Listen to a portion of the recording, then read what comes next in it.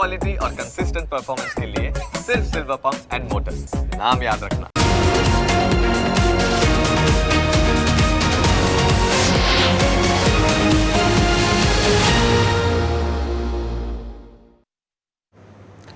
તમને સ્પર્શતા તમામ સમાચારોની છે એમને ફિકર ને એટલે જ હું આપના માટે લઈને આવ્યો છું પ્રાઇમ 9 વિથ જીગર। પ્રાઇમ 9માં આજે વાત વડોદરાના પોલિટિકલ પૂરની।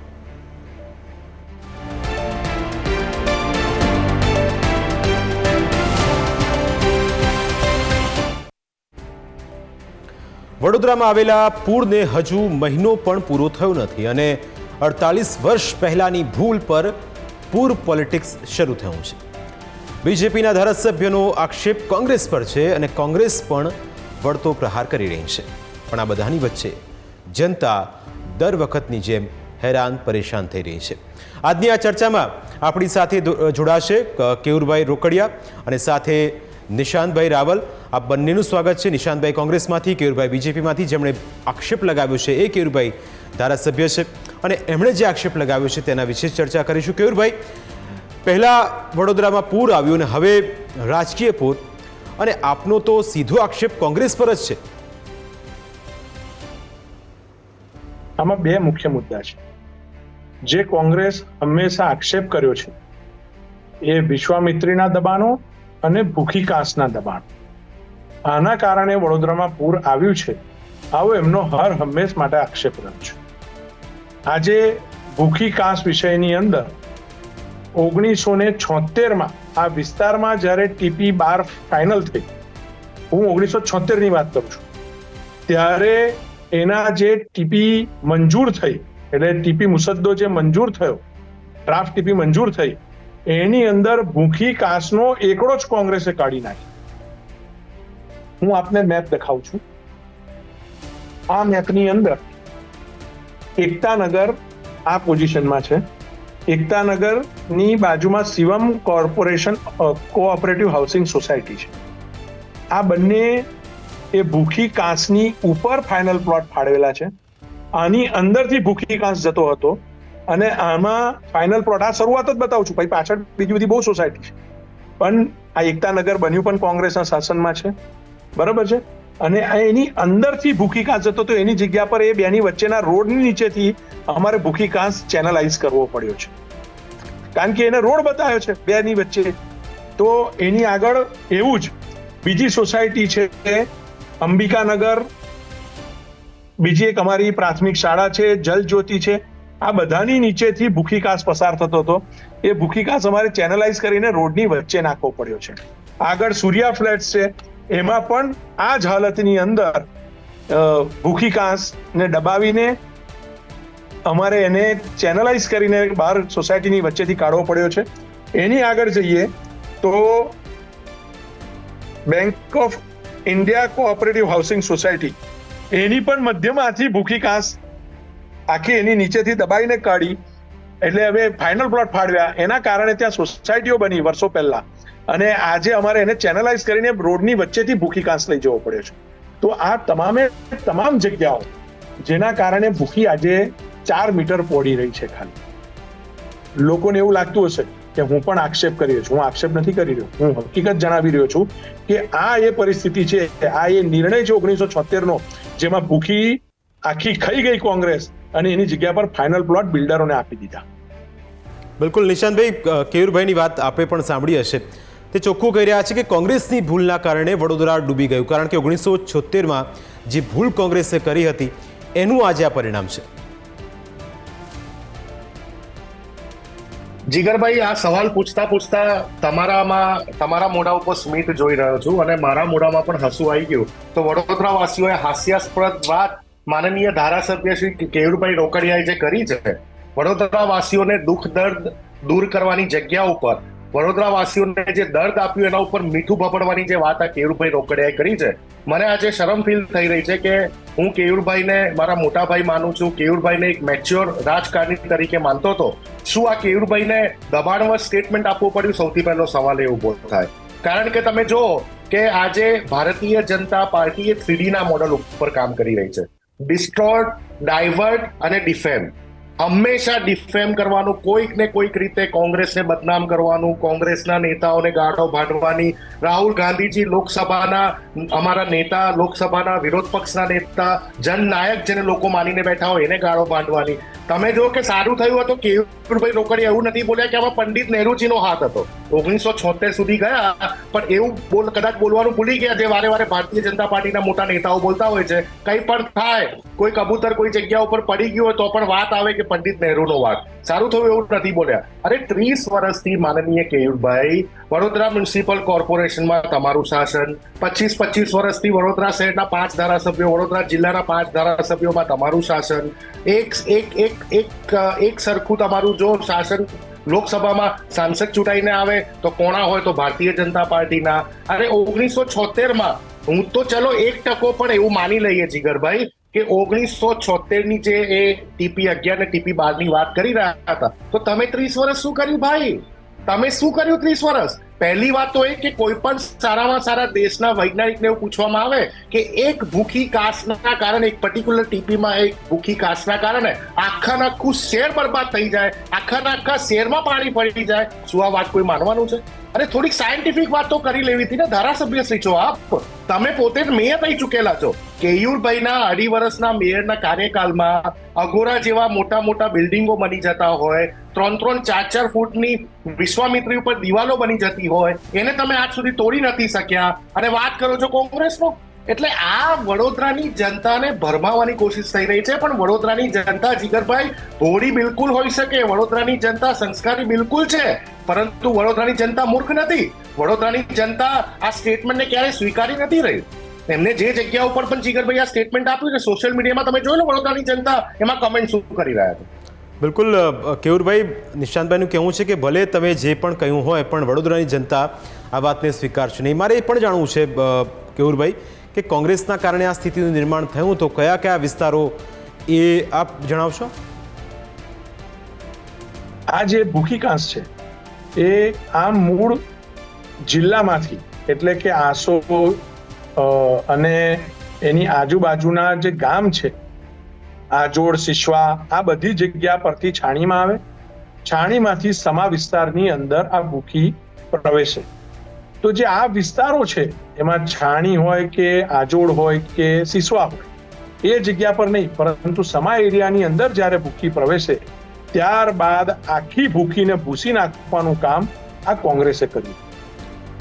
બિલકુલ નિશાંતભાઈ, કેયુરભાઈ કહે છે કે કોંગ્રેસે ભૂખી કાંસને ભૂસી નાખી અને એના કારણે જ આ વડોદરામાં જે પૂર આવ્યું એ સૌથી મોટું એક કારણ હતું. જીગરભાઈ ભૂખી કાસ હોય કે મસિયા કાસ હોય કે રૂપારેલ કાસ હોય, આ તમામ કાસ ઉપર, આ તમામ પ્રતિબંધિત ઝોન ઉપર તમે ઝોન ફેર કરીને રેસિડેન્શિયલ ઝોનમાં ફેરબદલી કરી. એ એક કોની સરકારમાં કામગીરી થઈ? તમારી સરકારમાં કામગીરી થઈ. તમારા જ વડોદરા મ્યુનિસિપલ કોર્પોરેશને પરમિશનો આપેલી છે, તમારા જ મેયર હોય, તમારા જ સ્ટેન્ડિંગ કમિટીના ચેરમેન હોય અને જે મ્યુનિસિપલ કમિશનર આવ્યા છે અત્યારે 30 વર્ષમાં વડોદરામાં રાજ કરીને ગયા એ લોકોએ આની પરમિશન ઉપર સિગ્નેચર કરેલી છે. તો અમે તો ચોખ્ખા શબ્દોમાં કહીએ છીએ કે કોઈ પણ ચમરબંધીને છોડતા નહીં. આ વખતે વડોદરા જે રીતે ડૂબ્યું છે જીગરભાઈ, અમે તો ચોખ્ખા શબ્દોમાં કહીએ છીએ કે એ નિશાંત રાવલ હોય કોઈ ભૂખી કાસ ઉપર કે કોઈ પણ વિશ્વામિત્રી ઉપર દબાણ જો નિશાંત રાવલે બી કર્યું હોય તો એ પણ તોડી નાખજો. ખૂબ જ કોન્ફિડન્સથી અને રિસ્પોન્સિબિલિટી કહી રહ્યો છું. પણ નહીં તોડે. કેમ નહીં તોડે?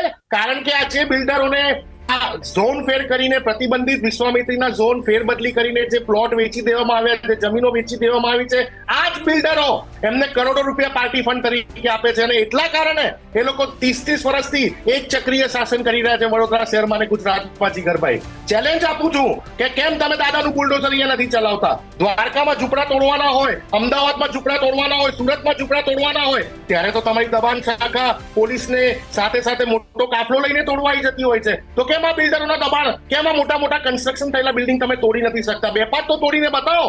અરે વડોદરાની જનતા, અરે કોંગ્રેસ પાર્ટી તરીકે હું કહી રહ્યો છું અમે તમારા માટે રેડ કાર્પેટ બિછાવીશું ભાઈ, રેડ કાર્પેટ બિછાવીશું કેયુરભાઈ માટે અને એમની પાર્ટી માટે. તોડીને બતાવો. ઓપન ચેલેન્જ છે. બિલકુલ, એટલે કે આક્ષેપ પ્રત્યાક્ષેપ થઈ રહ્યા છે પણ મારે એ પણ જાણવું છે કેયુરભાઈ પાસેથી કે જ્યારે કોંગ્રેસ વિરોધ કરતી હતી અને પક્ષના જ કોર્પોરેટરો એ સભા હતી તેમાં પણ વિરોધ કરતા હતા, એ વખતે પણ આ જ પ્રકારનો એક માહોલ હતો. હાલ સમય થયો છે બ્રેકનો. બ્રેક બાદ વાત કરીશું કે જ્યારે કેયુરભાઈ જનતાની વચ્ચે ગયા ત્યારે શું થયું હતું તેના વિશે પણ કરીશું વાત એક નાનકડા બ્રેક બાદ.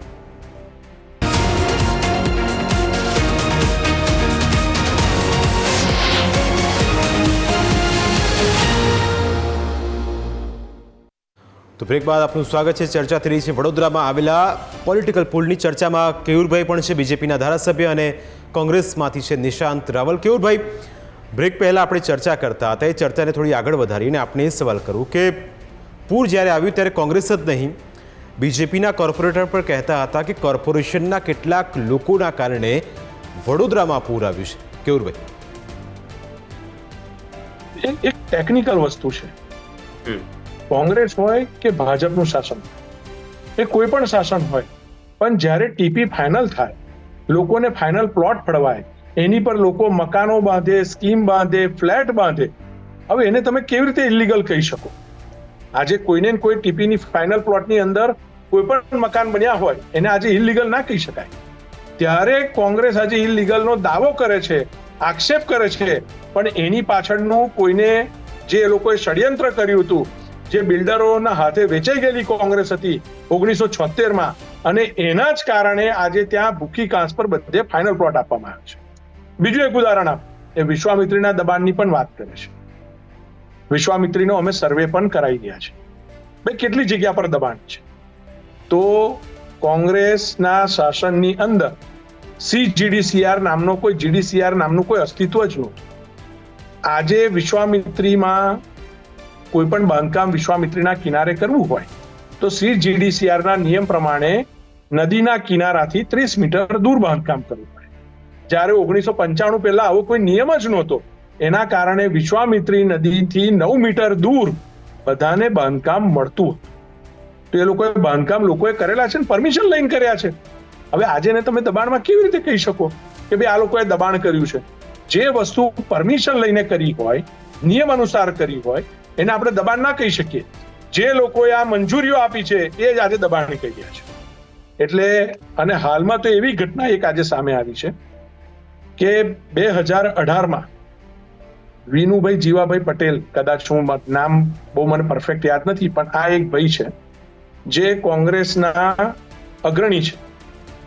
એમને પોતે ઝોન ફેર કર્યા વગર નદી કિનારે એક બંગલો બાંધતા હતા. કોર્પોરેશનના ધ્યાન પર આ બંગલો આવ્યો, પ્લિન્થ આવી, એ વખતે પ્લિન્થ લેવલ. અમારા કોર્પોરેશને એમને નોટિસ આપી, એ તેઓ કોર્ટમાં ગયા. કોર્ટે પ્લિન્થ લેવલે સ્ટેટસ કો આપ્યો છે. એટલે પ્લિન્થ લેવલ તોડી પણ ના શકે અને પ્લિન્થ લેવલની ઉપર બાંધકામ પણ એ વ્યક્તિ કરી ના શકે. એ વ્યક્તિ આજે 2 માળનો બંગલો બનાવી દીધો છે. કોંગ્રેસ કોઈ પણ દબાણને ટાર્ગેટેડ કરીને 1-2 દબાણોની વાત કરે, પરંતુ વિનુ જીવાના બંગલાની વાત કરતી નથી, જ્યાંથી કોંગ્રેસની બધી જ ટિકિટો ફાઇનલ જ્યાં અમિતભાઈ ચાવડા બેસીને કરી ગયા, એ બંગલાની વાત અમિતભાઈ નથી કરતા. અને બીજી વાતો, ક્યાંક અમારા કોઈ કોર્પોરેટર દ્વારા નદી કિનારે પ્લેટફોર્મ બનાવવામાં આવ્યું હોય અથવા તો એક નાનો ઓટલા જેવું બનાવવામાં આવ્યું હોય, એની વાત કરે છે. આખા બંગલા કોંગ્રેસના ઉભા થયા નદી કિનારે, એની વાત નથી કરતા. તો ખરેખર એવું લાગે કે એમને સૌથી પહેલા જે બંગલા બન્યા છે ને વિશ્વામિત્રી નદીની અંદર, ઝોન ફેર કર્યા વગર નદીથી 10 મીટર દૂર, આજે જમીન ઝોન ફેર પણ થઈ જાય ને તો પણ નદીથી 30 મીટર દૂર બંગલો બાંધવો પડે. એ વ્યક્તિએ ઝોન ફેર કર્યા વગર આજે ટોટલ ઇલીગલ બંગલો નદીથી 10 મીટરના ડિસ્ટન્સમાં બાંધ્યો છે. આ ખરેખર ભ્રષ્ટાચારનો ઉત્તમ નમૂનો છે કોંગ્રેસનો. બિલકુલ કેયુરભાઈ, આપણે પર નથી લાગતું કે આ રાજકીય પૂરમાં છેવટે હેરાન તો વડોદરાની જનતાએ જ થવાનું છે? કારણ કે જ્યારે પૂર આવ્યું ત્યારે સ્થિતિથી તમે અને હું બંને વાકેફ છીએ. જો તમે 2 વાત કરી તો હું એક ચોક્કસ કહી દઈશ કે જે ઇસ્યુને લઈને આપ વાત કરો છો ને, એ જગ્યા એ સયાજીગંજ વિધાનસભાનો મારો ભાગ નહોતી. હા, મારી બાજુનું બૂથ હતું, અકોટા વિધાનસભાનો ભાગ હતો. હું છતાં પણ લોકોની મદદે કીટ વિતરણ માટે ત્યાં ગયો. એ દિવસે એમને કીટ લેવાની ના પાડી, પરંતુ બીજા દિવસે તમામ લોકોએ કીટનો સહર્ષ સ્વીકાર કર્યો. કારણ કે એમને મારી સામે વિરોધ નહોતો. એમને ક્યાં ને ક્યાં જે એડમિનિસ્ટ્રેશન નાનું મોટું ત્યાં ચાલતું હતું, એમાં જે લેબ્સ હતા, એના કારણે એમને મનમાં એવું હતું કે અમારી ખરા ટાઈમે પણ મદદે તંત્ર આવ્યું હોય. અને એમાં 4-5 છોકરા એવા હતા ખાલી. જ્યારે અમે એને રાત્રે જઈને ફોટા દેખાડ્યા અને વિડીયો દેખાડ્યા, જો ભાઈ આ જે ખાવાનું આપવા આવ્યા, જે અહીંયા પાણી વિતરણ કરવા આવ્યા, આ બધા જ ભારતીય જનતા પાર્ટીના અને સરકારના લોકો છે. ત્યાર પછી એ લોકોએ સ્વીકાર કર્યો, ના તો અમારી ભૂલ છે, અમે એને નહોતા સમજી શક્યા. અને બીજા દિવસે ત્યાં જ કીટ વિતરણ અમે કર્યું અને બધાએ લાઈનમાં ઉભા રહીને ક્વિટ સ્વીકારી અને એના વિડીયો પણ અમે મીડિયાને આપ્યા છે. પણ એક વાત ચોક્કસ છે કે આ 50 વર્ષનું મને વડવાઓ એવું કે ઘણા બધા વૃદ્ધ વ્યક્તિઓ મળ્યા છે કે 1972માં આવું કંઈક પૂર લોકોએ જિલ્લામાં જોયું. આજે 50 વર્ષે એવું પૂર આવ્યું છે કે જેમાં મેક્સિમમ પાણી શહેરની અંદર ખૂણે ખૂણે ભરાઈ ગયું છે. ખરેખર જે વિસ્તારમાં ક્યારે પાણી નહોતું ભરાતું એ વિસ્તારની અંદર પાણી આજે ભરાયા છે. તો અમે સ્વીકારીએ છીએ, નાનું મોટું નહીં, ઘણું મોટું જનતાને નુકસાન થયું છે. તો આ વખતે માનનીય મુખ્યમંત્રીશ્રીએ, ગુજરાત સરકારે, હર્ષભાઈ સંઘવી અમારા પ્રભારી મંત્રી છે, એમને બધાએ વિશેષ ધ્યાન આપીને આજ દિન સુધીના તમામ પૂરની અંદર માત્ર કેશડોલ અપાતી 1200 રૂપિયાની મદદ સરકાર કરતી હતી. આ વખતે કેશડોલ માત્ર નથી ચૂકવી, આ વખતે કેશડોલની ઉપરાંત ઘર વખરીના નુકસાનની, નવા કપડાની સહાયની એમ કરીને 5000 રૂપિયા દરેક ઘરમાં. અને જ્યારે આપણે વાત કરી રહ્યા છીએ ત્યારે 15000 ઘરની અંદર આ સહાય પહોંચી ચૂકી છે અને બીજા 16000 ઘરનો ડેટા ભેગો થઈ ગયો છે. બીજા 16000 ઘરમાં આ સહાય પહોંચવાની છે. આજ દિન સુધી કોઈ દિવસ ઔદ્યોગિક એકમોને કે દુકાનોને નુકસાન થતું હતું પૂરમાં, તો કોઈ દિવસ નુકસાની નથી મળી. આ વખતે પહેલી વખત ગુજરાત સરકારે માનનીય મુખ્યમંત્રીશ્રીએ નિર્ણય કરીને તમામ લોકોને સહાય મળે એના માટે ક્યાંક 20000, ક્યાંક 40000, નાની લારી ગલ્લા વાળા હોય તેને 5000 અને મોટી દુકાન હોય તો 85000 થી લઈને લોનના સ્વરૂપમાં 5 લાખ સુધીની સહાય એ ગુજરાત સરકારે આપી છે. ખૂબ મોટું પેકેજ આપ્યું છે. એનો સર્વે પણ ચાલી રહ્યો છે અને એનો લોકોને એનો લાભ પણ સીધો એમના ઘરમાં ડાયરેક્ટ બેનિફિટ ટ્રાન્સફરથી મળી રહ્યો છે. અમે માનીએ છીએ કે આ પૂર એ સૌ માટે ચિંતાજનક હતું, અમારા માટે પણ એ ચિંતાજનક હતું. કારણ કે મને એ દિવસ યાદ છે જ્યારે દરવાજા અમે અડધી રાત્રે બંધ કરવાનો નિર્ણય કરવો પડ્યો અમારે. અમે માનનીય મુખ્યમંત્રીશ્રી મેં પોતે વાત કરી હતી અને મને દરવાજા બંધ કરવાની પરમિશન મળી. જ્યારે ટેકનિકલ તમામ વસ્તુઓ અમે સમજાવી અને દરવાજા બંધ કરવાની પરમિશન મળી. બાકી આ પૂરના પાણીમાં જો રૂલ લેવલ અમે આજવાનું પકડ્યું હોત ને તો આ પૂરનું પાણી 4 ફૂટ બીજું વધારે વધ્યું હોત. તો ખરેખર પૂર લાવવા કરતા 4 ફૂટ વધારાના પૂરથી બચાવવાનું કામ તંત્રએ કર્યું. બિલકુલ, કેયુરભાઈ પોતાની રીતે બધી વાતો કરે છે, પણ કોંગ્રેસનું આ મુદ્દે શું કહેવું છે? નિશાંતભાઈ પણ આપણી સાથે જોડાયેલા છે, તેમના વિશે જાણીશું, પણ એક બ્રેક બાદ.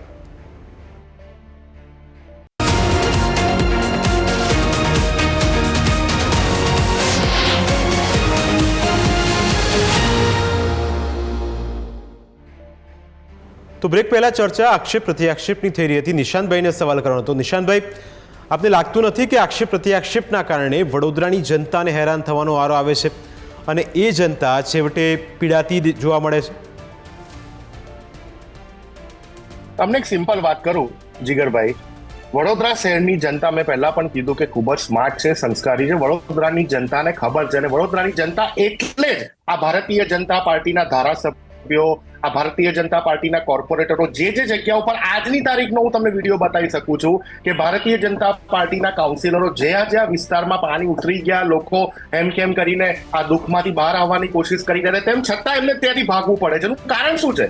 આજ વડોદરાની જનતા એવું બોલી રહી છે કે 30 વર્ષથી તમને મોદી સાહેબના નામે મત આપ્યા છે, તમને તો તમારા ચહેરાને તો કોઈ ઓળખતું જ નતું.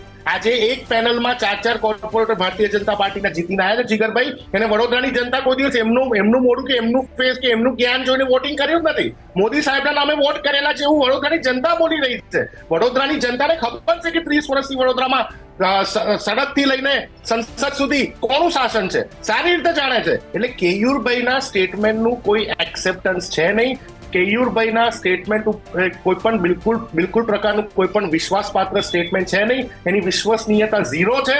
એટલે આજે એમના સ્ટેટમેન્ટ જે પણ મીડિયામાં આવ્યા છે, હું ફરી વખત કહું છું કે એમાં આ જ વડોદરાની જનતાએ કોમેન્ટ આપીને હાસ્યાસ્પદ વાતો કરેલી છે કે આવું ના બોલાય તમારાથી. તમે તમારી ભૂલ સ્વીકારવાની જગ્યા ઉપર વિરોધ પક્ષ જે કામગીરી કરી રહી છે, વિરોધ પક્ષના ઉપર તમે માટલા ફોડવાની કોશિશ કરી રહ્યા છો. અમે હમણાં જન આક્રોશ રેલી કાઢી જીગરભાઈ વડોદરામાં. અમારી જોડે તો આમ જનતા જોડાઈ હતી. એ રેલીના વ્યૂઝ તમે પણ જોયેલા છે, રેલીના પિક્ચર્સ વિડીયોઝ તમે પણ જોયેલા છે. અને બીજી બાજુ ભારતીય જનતા પાર્ટીના લોકો પ્રેસ કોન્ફરન્સ કરી રહ્યા હતા કોંગ્રેસ ઉપર આક્ષેપબાજી કરવા માટે. આ શું છે? આ શું ચાલી રહ્યું છે? શું વડોદરાની જનતાને ખબર નથી? ના, પણ વડોદરાની જનતા જાગૃત થઈ ગઈ છે. જાગૃત તો હતી, પરંતુ આ વખતે પોલિટિકલ જાગૃત થઈ ગઈ છે. અને વડોદરાની જનતા અને ગુજરાતની જનતાએ જે વડોદરાના પૂરના દ્રશ્યો જોયા છે એની ઇમ્પેક્ટ ના માત્ર વડોદરા, આખા ગુજરાતની તમામ મહાનગરપાલિકાઓમાં પડવા જવાની છે.